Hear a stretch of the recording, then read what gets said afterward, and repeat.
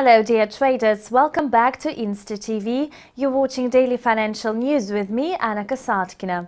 Today, the single European currency has ceased falling, paring its losses against the US dollar on the back of encouraging flash data on the Eurozone's private sector. The latest report supported the euro, which was under pressure ahead of the ECB's monetary policy easing. The Eurozone Purchasing Managers' Indices beat all forecasts in November 2015. The flash services PMI came in at 54.6 in November, up from the final reading of 54.1 in October 2015. This better-than-expected data contributed to a rise in the composite index, which tracks business trends across both the manufacturing and service sectors. The flash composite PMI advanced to the level of 54.4 points in November, compared to 53.9 points in the previous month.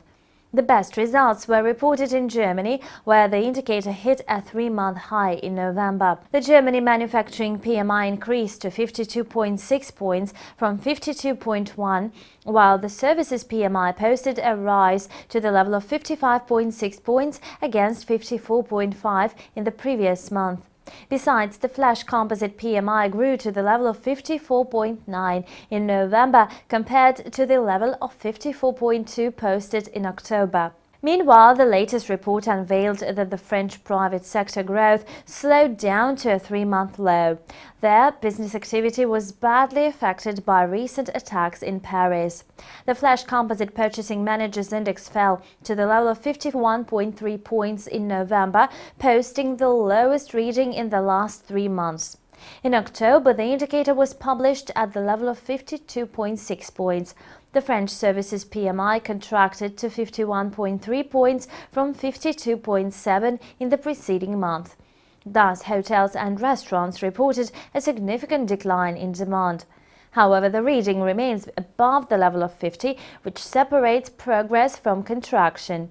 This means the reported data could be assumed to be optimistic, providing the single European currency with a lukewarm support. Following a large decrease to the level of 1.06, which was the lowest level since April 15, the euro-dollar pair managed to recover to 1.0628.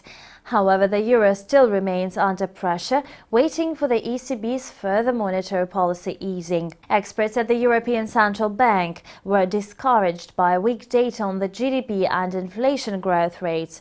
It is clear that November's strong PMI reports can hardly dissuade policymakers from extending the quantitative easing program.